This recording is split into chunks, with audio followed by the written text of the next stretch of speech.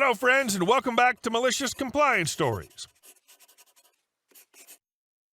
In our first story, we'll have to decide whether our OP did the right thing by not allowing his neighbors to park on his yard. But before we begin, best way to support our channel is to leave comments, like, and subscribe with the turned-on bell so you don't miss the new video every single day. Here we go. My neighbor wants to use my yard. I own a house on several acres of land. My property was originally 2 separate lots that I purchased and had made into one large piece of land.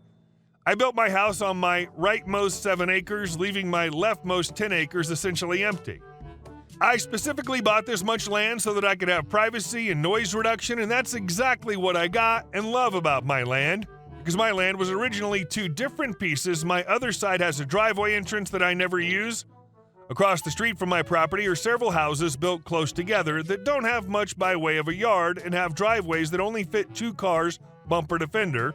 So I've noticed if they have more cars than they can fit, usually park on the curb along the front of the yard, but even then you could only fit a couple of cars there. Right before Thanksgiving, my neighbor across the street, closer to the unused side of my property, came to my house and made a request. They had a bunch of family coming to their house for Thanksgiving and Christmas, and parking was going to be an issue, so they were hoping I'd let them park their excess guests on my property. They offered to pay me a couple of $100 and also said if their family's cars damaged my yard, they'd come over and fix it.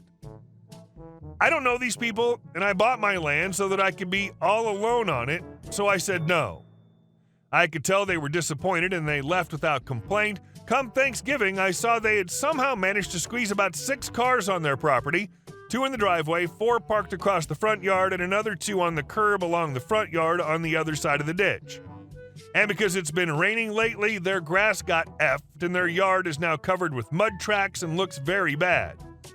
The wife returned yesterday and asked me if I could reconsider my answer for Christmas Eve and day. I remained firm on my answer. That's when the wife got upset and said that in the 7 months that I've lived, I've never done anything with that side of my land other than maintain the grass and ditches, and that she couldn't understand why I was being so difficult. She said that because I'd said no at Thanksgiving, she'd had to call several relatives and tell them to make other plans, which ruined a lot of plans for a lot of people. She asked me to have a heart and told me that this holiday season was the first time she'd been seeing most of her relatives since the panini started. She also offered me more money to use my land. At this point, I'm saying no more because she keeps pressing the issue rather than any legitimate reason.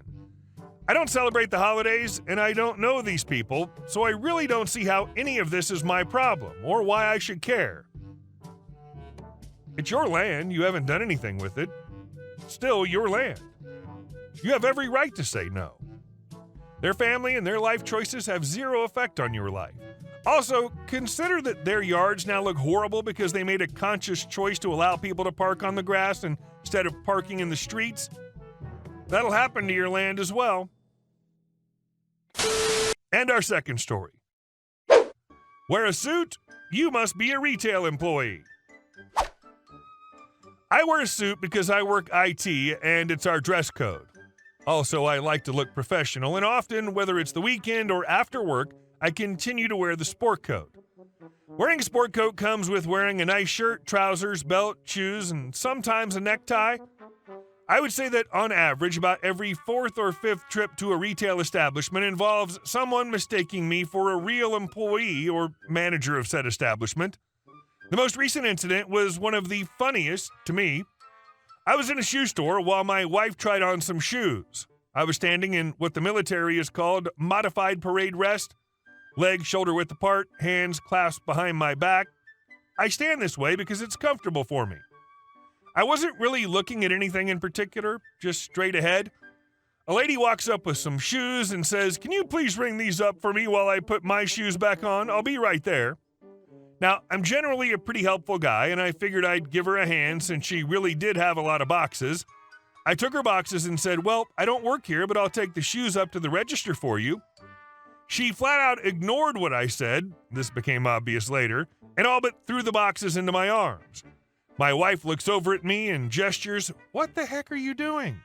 I just give her my, "Oh, I'm having fun, I've got this" look, and she smiles and carries on with what she was doing.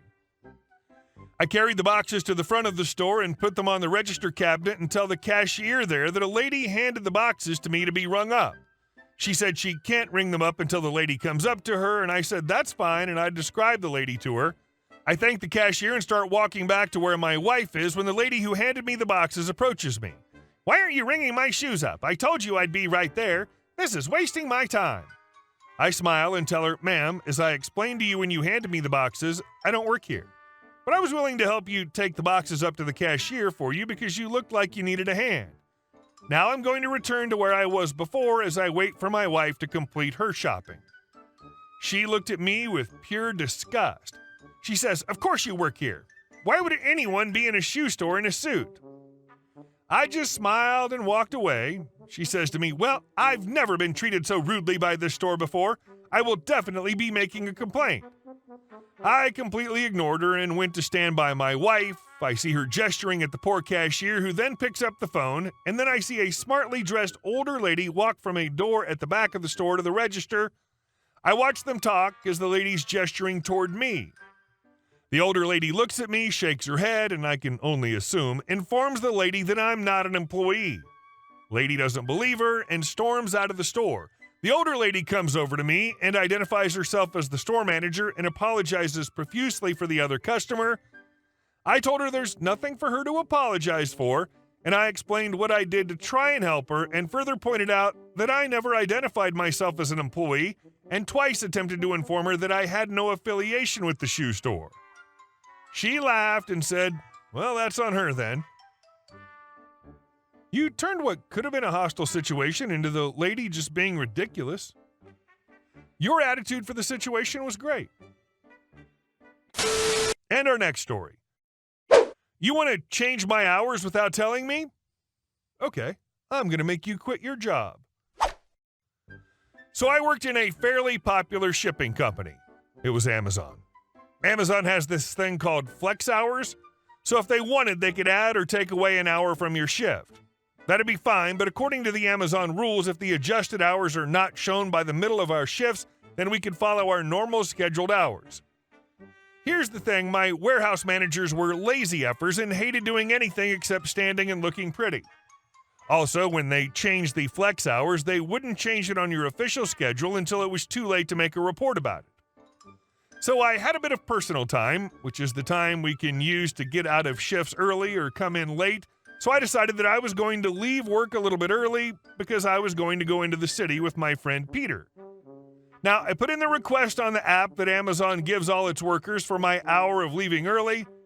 Now, at this point, it was the middle of my shift, so no flex was given to us according to our knowledge. I leave early, and then a few hours later, I get a text stating that I left too early. This was false because the end of my shift would have been 5:45, and I left at exactly 4:45. So I went in the next day and boom, walk into HR. I say to the lady, "Hi, you guys said I left early, but I didn't. I have the photo evidence right here of me putting in the request with no flex on my schedule." Then I got a, "No sir, the correct hours were posted." So I show her a screenshot on my original schedule and a picture of the board where the adjusted hours are put onto, which was not showing adjusted hours at all. She said, "Oh, okay, well, I'm sure the managers made an announcement." What did I do? Well, clearly I said, "Nope." Her final chance to get me was a really petty thing to say, but she said, "You have no proof, these are the rules." And oh boy, I did. Out of my bag, I pulled out the entire Amazon Warehouse Associate Rule Guide that they give every single worker a digital copy of. I turned to the part about flex hours and showed her that she was in the wrong as HR. She finally broke and gave me all my hours back without any write-ups, plus all the paid time off time I had used that past week. This happened like 20 more times after the fact. I was able to get away with it every time because I actually spoke up and had the proof to back me up. Mrs. HR ended up being so stressed out by it that she trained 4 new people and officially left the company in August. Because of my malicious compliance with the Amazon rules, they even changed the official policy on flex time because my reporting of it caused almost everyone to follow suit and also report their issues with it. People think HR people are the people who will sympathetically listen to an employee and will act to take care of an employee. The truth is that companies employ HR people to enforce their rules and to get employees to do what they want them to do. And our last story. Karen is building houses on veteran land. I was in Afghanistan when my life changed dramatically. My mother, the only close person I knew, stayed home on our family land. She inherited this plot from her parents and always said it would be our haven. I grew up there with my mother and grandfather. It was the first land my great-grandfather bought when he came to the USA. However, while I was serving, fate had other plans. My mother died in a car accident. The accident itself wasn't serious. The car was even repairable. But the impact caused her thrombus to break, and it happened suddenly. To my great regret, I only learned about it when I returned home. When I came back, I expected to see the familiar views of my home, but instead a completely different scene unfolded before me. I saw that my old house was gone. The neighbors, whom I once considered kind, had begun building houses on our land. "Hi, John," I said, trying to understand what was happening. "What's going on here? Why are you building houses on our land?" "Oh, hi, Jake," John replied, clearly embarrassed. "Well, you see, after your mother died, the land was sold to Karen. She said she had all the necessary documents. Karen was known in our neighborhood for her greed and manipulations. She always wanted to expand her property and always tried to create the appearance of a respectable woman, but she achieved this by belittling others, spreading gossip, and lying. This time she went too far. "Karen," I said, standing in front of her luxurious house, "how dare you buy our land and start construction? You know this was illegal." "Oh, Jake," Karen smiled with obvious sarcasm, "the little imperialist killer is back from his crimes. Your mother's dead and you were in Afghanistan and should have stayed there underground. You didn't even know what was happening. I just took the opportunity. And what are you going to do now?" "I will do everything possible to get our land back," I replied firmly. "You will regret this mistake." "Get the hell off my porch. Murderers like you don't deserve to live among normal people. I'm calling the police. He's going to attack." Karen slammed the door and started yelling obscenities from inside. I was in full rage. I don't know what stopped me from doing something bad to Karen right then and there. I think my mother wouldn't have wanted me to act that way. So I turned to a lawyer and explained the whole situation. He assured me that we had a chance to get the land back if we proved the sale was illegal. He said he also had served in the Army and would do everything possible to help me. Together with the lawyers, I began gathering evidence, talking to other neighbors and looking for witnesses. One of them, an old man named Bill, was willing to testify that my mother had never sold the land. "Your Honor," my lawyer began, "we have every reason to believe that the sale of the land to Karen was illegal. We have witness testimony and evidence that Jake's mother never signed any sale documents. Karen has no legal grounds to own this land," I added, feeling the tension rise. The judge sat through the entire session looking like he had seen an alien. Then it was all over. Karen was forced to demolish all the unfinished houses and return the land to me. She tried to appeal the decision, but all her attempts were futile. Her greed and desire to seize someone else's property backfired. I restored the house on our land and placed a memorial plaque in honor of my mother. This place became a haven once again, just as she always wanted. Karen never tried to interfere in our lives again because she had to sell her house to pay for everything and ended up in jail for large-scale fraud. Karen would definitely be better in jail after this. Hey guys, thank you all for watching the video. I'll see you in the next one.